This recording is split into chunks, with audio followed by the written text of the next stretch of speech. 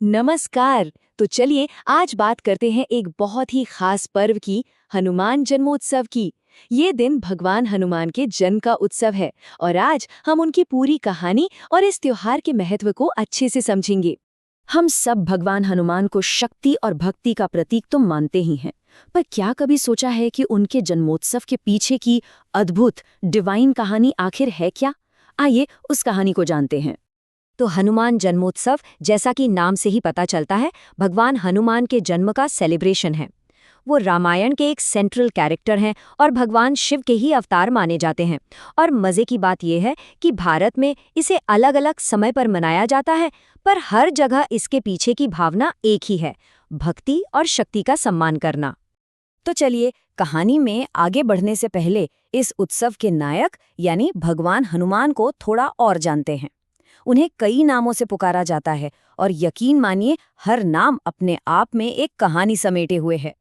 लेकिन एक सवाल, इतने शक्तिशाली देवता हनुमान जी, उनको अपना ये सबसे फेमस नाम हनुमान आखिर मिला कैसे? इसके पीछे भी एक बड़ी मजेदार पौराणिक कथा है। तो हुआ यूं कि हनुमान नाम संस्कृत के शब्द हनु से निकला है, जिसका मतलब होता है ठुड्डी यानी चिन्ह। कहानी ये है कि बचपन में एक बार बाल हनुमान ने सूरज को कोई फल समझ लिया और उसे निगलने के लिए दौड़ पड़े। अब ये देख के देवराज इंद्र घबरा गए और उन्होंने अपने वज्र से उन पर प्रहार कर दिया। इससे उनकी ठुड्डी यानी हनु थोड़ी सी टेढ़ी हो गई और बस इसी घटना से उन्हें हनुमान नाम मिला। पर सिर्फ हनुमान ही नहीं, उन्हें और भी कई नामों से जाना जाता है। जैसे पवन के पुत्र हैं तो पवन पुत्र, माता अंजनी के बेटे हैं तो अंजनी सुत, और भक्तों के सारे संकट हर लेते हैं इसलिए संकट मोचन कहलाते हैं। और बजरंग बली और महावीर जैसे नाम तो उनकी जबरदस्त शक्ति को दिखाते ही हैं। चलिए अब बात करते हैं उनकी डिवाइन ओरिजिन स्टोरी की। ये सिर्फ एक जन्म की कहानी नहीं है, बल्कि ये मोक्ष और सेवा की एक कमाल की गाथा है। देखिए, ये कहानी किसी जन्म से शुरू ही नहीं होती, ये शुरू होती है एक वरदान से। हुआ ये कि लंका का राजा रावण, उसे भगवान शिव से मोक्ष चाहिए था।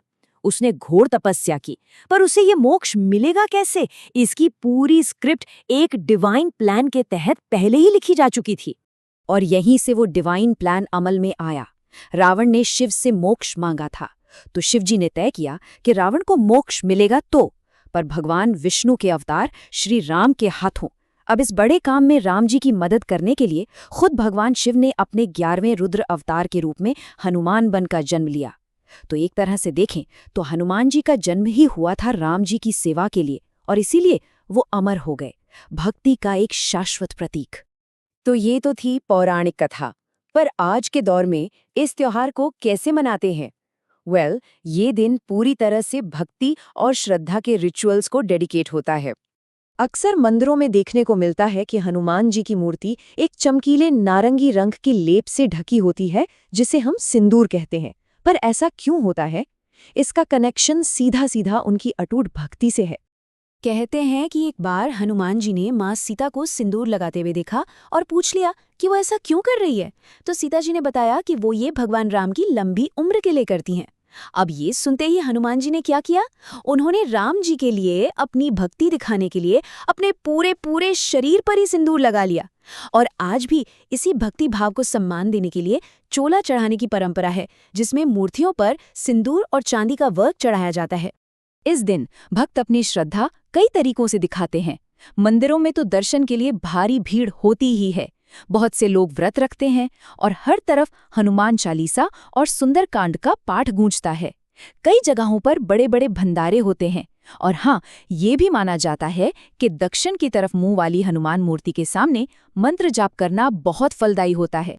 और ये त्योहार सिर्फ एक तरह से नहीं मनाया जाता, पूरे भारत में इसे मनाने के अलग अलग तरीके हैं।